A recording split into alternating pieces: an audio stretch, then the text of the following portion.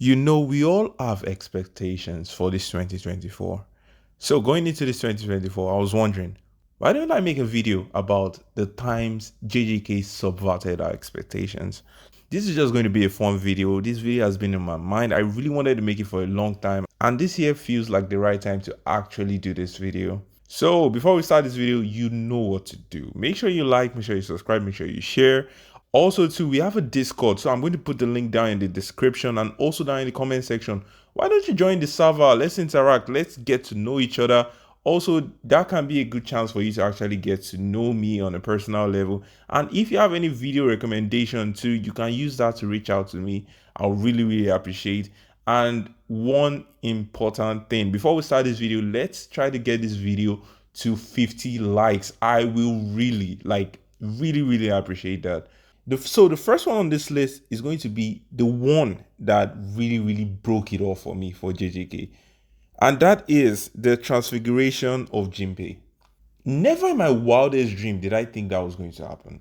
I honestly thought Junpei was going to join the main cast because the rapport that Ima and Yuji had was so dynamic. His character even grew on me, so it was a very huge blow to my gut when I found out that Junpei got transfigured. Like, I don't think anybody saw that coming. And to me, that was the one time JJK seriously, like, I didn't even see it coming. JJK subverted my expectation by doing something like that. Because as much as I would like to say I've watched a lot of anime, as much as I would like to say that I had my speculations of what might happen, it never occurred to me once when I was actually reading the manga that Junpei was going to get transfigured.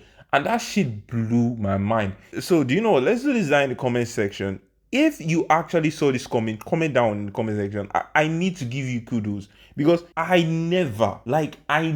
had absolutely no idea that Junpei was going to get transfigured. And this definitely has to be my top when it comes to JJK subverting expectations. So yeah, let's move to the next one.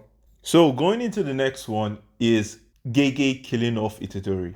Now, when I say Gege killing off Itadori, the main protagonist, I know that he is still alive. But I'm talking about in chapter 3 when Itadori lost his life because of Sukuna. I've read a lot of mangas and that shit took me for a ride because how would you kill off your main protagonist in episode 3? Now, according to Gege, there was a rumor that I heard because I've not validated it, but I keep on hearing this rumor. And the original concept of Gege was that once Itadori was removed from the manga in episode 3, Yuta was supposed to be the protagonist.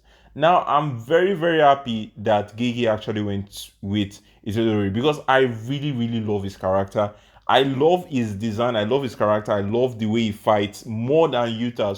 So definitely you would know I'm a Yuji fan, and I really did appreciate the fact that Gege actually took this route because as much as I would love to say I love Yuta, I somewhat feel as though he's a boring character. Like, I watched the JJK Zero movie, and truth be told, it just doesn't look that fun to me, or it doesn't look that compelling in relation to Itadori. So let's move on to the next one.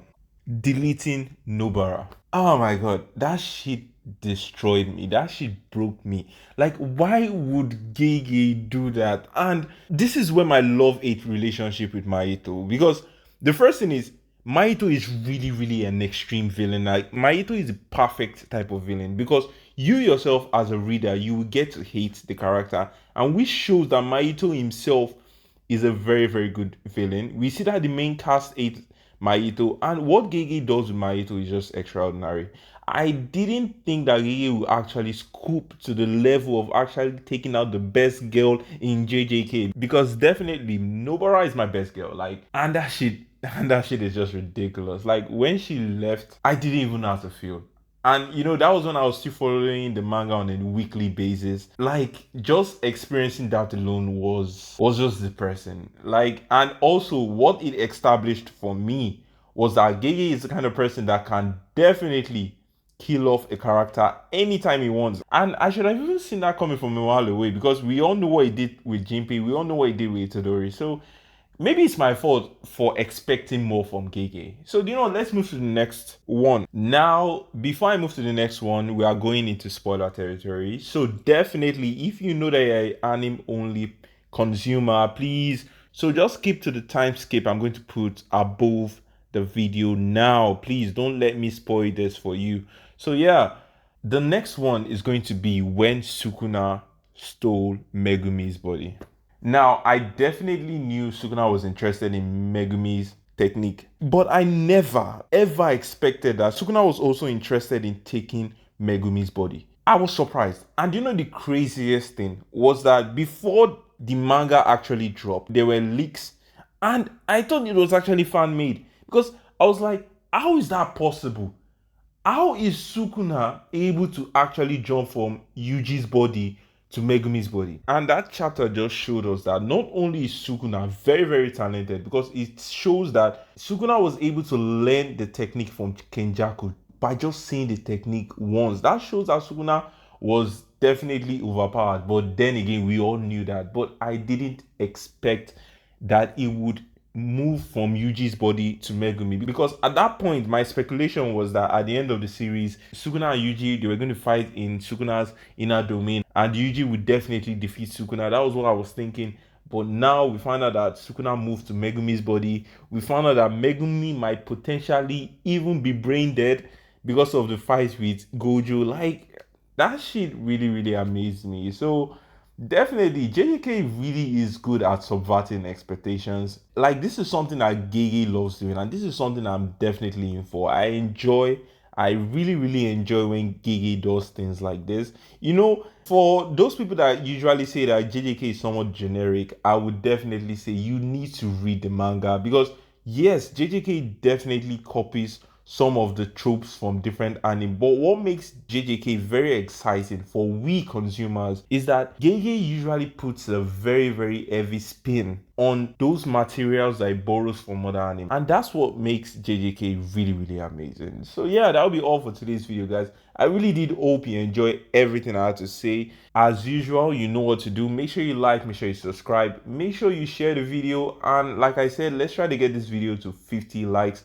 I will really, really appreciate. I would definitely love to interact with you guys down in the comment section below. Thank you very much for actually viewing and enjoying this video.